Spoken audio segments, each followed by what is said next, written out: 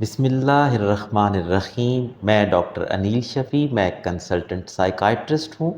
اکثر پیشنٹس ہم سے یہ کہتے ہیں کہ ڈاکٹر صاحب ہمارا دماغ رکتا نہیں ہے، ایک بات پہ اٹک جاتا ہے اور پھر وہ چیز ہمارے دماغ میں چلتی رہتی ہے۔ تو اس ٹاپک کو آج ہم اپنی ویڈیو کا جو ہے نا وہ فوکس بنائیں گے۔ بیسیکلی اوور تھنکنگ کیا ہوتی ہے؟ اوور تھنکنگ ہمارے دماغ کی ایک عادت ہے جس میں ہمارا دماغ ایک پرابلم کو انالائز کرنے کی کوشش کرتا ہے اور پھر وہ اس کو پرابلم کو سالو نہیں کر پاتا بلکہ اس میں مزید پھنستا چلا جاتا ہے اور یہ سلسلہ جو ہے وہ چلتا جاتا ہے۔ تو یہ اوور تھنکنگ ہے، اور اوور تھنکنگ ایک بڑا ہی کامن پرابلم ہے جس کے ساتھ لوگ ہمارے پاس آتے ہیں۔ تو اب ہم یہ دیکھیں گے کہ یہ کیوں ہوتا ہے۔ بیسیکلی انسان کے دماغ کا ایک فنکشن یہ ہے کہ انسان کا دماغ کسی بھی پرابلم کو یا کسی بھی خطرے کو یا غیر یقینی کیفیت کو سالو کرنے کی کوشش کرتا ہے، اس کا حل نکالنے کی کوشش کرتا ہے۔ لیکن پرابلم یہ ہوتا ہے کہ ہر چیز کا حل ہوتا نہیں ہے۔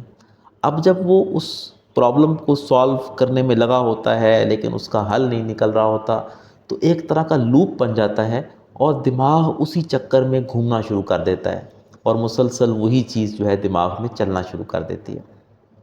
عام طور پر اوور تھنکنگ کن کن سچویشنز میں ہوتی ہے؟ سب سے کامن کمپلینٹ پیشنٹس کی ہوتی ہے کہ رات کو سونے سے پہلے ہمیں اوور تھنکنگ ہوتی ہے، چیزیں دماغ میں چلتی رہتی ہیں، دماغ ایکٹیو رہتا ہے، سو نہیں پاتے۔ دوسرا امپورٹنٹ، اگر کسی نے کوئی بات کہہ دی، اب وہ بات دل میں رہتی ہے اور انسان بار بار کہ یہ ایسا کیوں کہا، ویسا کیوں ہوا، تو اس کے بارے میں اوور تھنکنگ دماغ میں چلتی رہتی ہے۔ تیسری امپورٹنٹ چیز کہ مستقبل کے بارے میں، آگے کیا ہوگا، کیا بنے گا، ان پرابلمس کے بارے میں دماغ جو ہے وہ سوچتا رہتا ہے۔ اور چوتھی چیز، کچھ لوگ اپنے ماضی میں کوئی چھوٹی موٹی غلطیاں ہو گئیں یا چیزیں ہو گئیں تو اس کے بارے میں سوچتے رہتے ہیں کہ ایسا کیوں ہوا، نہیں ہونا چاہیے تھا، وغیرہ وغیرہ۔ تو یہ ساری چیزیں جو ہیں یہ بڑی کامن کمپلینز ہیں، پیشنٹس ہمیں کرتے ہیں۔ آج میں آپ کو کچھ آسان طریقے بتاؤں گا جن کو استعمال کرتے ہوئے آپ اپنی اوور تھنکنگ کو بڑی حد تک کنٹرول کر سکتے ہیں، اور یہ آپ خود سے کر سکتے ہیں۔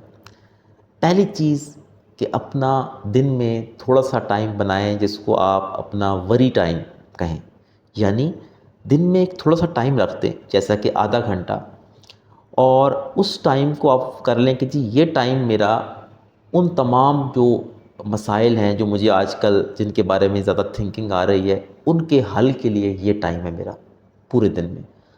اور اس ٹائم میں آپ اپنے آپ کو اجازت دیں کہ اگر دماغ بار بار اس مسئلے کو انالائز کرنا بھی چاہتا ہے تو اس تھوڑے سے ٹائم کے لیے کر لے، جیسے اس آدھے گھنٹے کے لیے کر لے۔ جیسے ہی وہ ٹائم ختم ہوگا تو آپ نے اس مسئلے پہ سوچنا چھوڑ دینا ہے مزید۔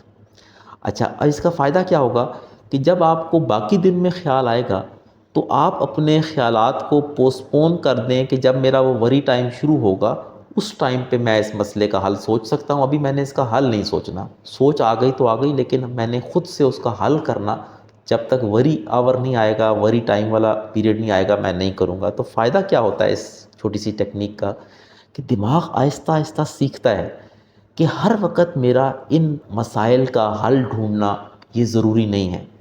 تو آہستہ آہستہ دماغ کی ساتھ ساتھ ری ٹریننگ ہوتی ہے، اور پھر ایک ٹائم آتا ہے کہ آپ وری آور کو بھی آہستہ آہستہ کم کرتے جاتے ہیں کیونکہ اس کی ضرورت کم سے کم ہوتی جاتی ہے اور دماغ ری ٹرین ہوتا جاتا ہے۔ دوسری امپورٹنٹ چیز کہ آپ نے یہ سمجھنا ہے کہ جو چیز آپ کے کنٹرول میں ہے وہ تو آپ اس پہ غور کریں، جو کنٹرول میں نہیں ہے اس کی جو بے یقینی پن ہے اس کو قبول کرنا بہتر ہے۔ اب اس کی مثال کیسے ہے؟ دیکھیں، دو طرح کے بیسیکلی مسائل ہوتے ہیں۔ ایک وہ جو آپ کے کنٹرول میں ہوتے ہیں، مثال کے طور پر امتحان کی تیاری کرنی ہے، ظاہر ہے کہ کنٹرول میں ہے، کر سکتے ہیں۔ کوئی شیڈیول بنانا ہے اپنا کسی طرح کا، وہ بھی آپ کے کنٹرول میں ہے۔ اس طرح کی چیزیں جو آپ کے کنٹرول میں ہیں آپ اگر کریں تو بہتر ہو جائیں گی۔ جیسے کسی بندے نے کوئی بات کر دی ہے، اس سے کوئی بات آپ نے کلیئر کرنی ہے، تو وہ بھی آپ کے کنٹرول میں ہے۔ تو یہ جو چیزیں ہیں جو کنٹرول میں ہیں ان پہ آپ ایکشن لیں، اس پہ آپ عمل کریں تاکہ آپ جلدی ان چیزوں سے باہر نکل آئیں۔ آپ اپنا شیڈیول بنا لیں، اپنی تیاری کا طریقہ مرتب کر لیں، کسی سے کوئی بات کلیئر کرنی ہے تو وہ کر لیں تاکہ دماغ اس لوپ سے نکل آئے۔ لیکن جو دوسری طرح کی سوچیں ہیں جن کا بظاہر کوئی حل موجود بھی نہیں ہوتا، جیسے سوچیں آتی ہیں کہ لوگ کیا کہیں گے، مستقبل میں کیا ہوگا، اور اس طرح کی جو سوچیں ہیں جن کا کوئی فوری حل بھی نہیں ہوتا، ان سوچوں کو بجائے بار بار انالائز کرنے کے آپ یہ رکھیں کہ ان سوچوں کا کیونکہ حل موجود نہیں ہے، اس لیے میں نے اس کے ساتھ جو وہ جو بے یقینی کیفیت ہے اس کو میں نے قبول کرنا ہے اور اس کے بعد ان کا حل نہیں نکالنا۔ تو یہ ایک اچھی ٹیکنیک ہے کہ آپ دو کیٹیگریز میں ڈیوائیڈ کر لیں اپنی سوچوں کو، اور پھر ایک کیٹیگری پہ تو عمل کے ذریعے سے حل نکالیں اور دوسری کو قبول کر کے اس کو آپ نے یہ سمجھنا ہے کہ اس کا میرے پاس حل موجود نہیں ہے، اس لیے اس کا حل میں نہیں نکالوں گا۔ تیسرا جو ہے امپورٹنٹ چیز کہ کبھی کبھی دماغ جب پھنس جاتا ہے نا اس لوپ کے اندر، تو اس کو سوئچ کرنے کی ضرورت ہوتی ہے کہ کسی اور چیز پہ لگایا جائے تاکہ وہ وقتی طور پر جو لوپ میں پھنس گیا ہے اس سے دماغ نکل آئے۔ وہ کیا ہو سکتا ہے؟ مثال کے طور پر کوئی بھی اور انٹرسٹنگ چیز آپ اس کے اندر اپنا دھیان لگا سکتے ہیں، کوئی کتاب پڑھ سکتے ہیں، قرآن پاک کی تلاوت کر سکتے ہیں، یا کوئی بھی اور ایسا انٹرسٹنگ کام جو کہ آپ کو لگے کہ اس سے میرا دھیان ہٹ جائے گا اس چیز سے۔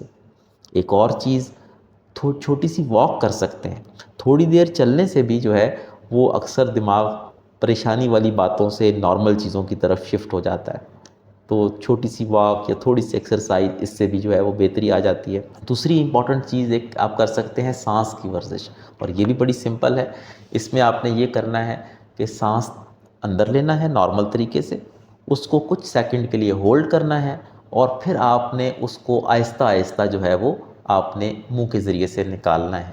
تو اس کا فائدہ کیا ہوتا ہے کہ آپ سانس اندر تو لے رہے ہیں نارمل طریقے سے، لیکن باہر اس کو نکال رہے ہیں تھوڑے سلو طریقے سے، تو وہ آپ کے باڈی کو ریلیکس کرتا ہے، اور وہ ریلیکس جب باڈی ہوگی تو وہ ایزیلی سوئچ کر سکتے ہیں آپ اس کو نارمل موڈ کے اندر۔ تو یہ کچھ آسان سی اس کی ٹیکنیکس ہیں۔ یہ یاد رکھیے گا کہ اگر تو اوور تھنکنگ کبھی کبھار ہو تو یہ نارمل چیز ہے، ہر انسان کو زندگی میں کبھی نہ کبھی اوور تھنکنگ ہوتی ہے، اور اس کا مطلب یہ نہیں ہے کہ آپ کو کوئی ذہنی پرابلم ہو رہا ہے۔ لیکن اگر یہ مسلسل ہو رہا ہے اور آپ روز اس میں پھنسے رہتے ہیں اور یہ چیز چلتی رہتی ہے، اس صورت میں پھر اپنے ڈاکٹر کو دکھانا ضرور چاہیے، سائیکائٹرسٹ کو ضرور دکھانا چاہیے، کیونکہ اس کے پیچھے اکثر پھر انزائٹی، ڈپریشن یا اور دیگر معاملات ہوتے ہیں جن کا حل ہونے کے بعد پھر یہ چیزیں خود بخود بہتر ہونا شروع ہو جاتی ہیں۔ تو یہ میری آج کی ویڈیو تھی۔ ویڈیو کیسی لگی ضرور بتائیے گا، اپنے کومنٹس سے آگاہ کیجیے گا۔ کسی اور ٹاپک پہ ویڈیو دیکھنا چاہیں تو اس کے بارے میں بھی ضرور بتائیے گا۔ بہت شکریہ، اپنا بہت خیال رکھیے گا۔ اللہ حافظ۔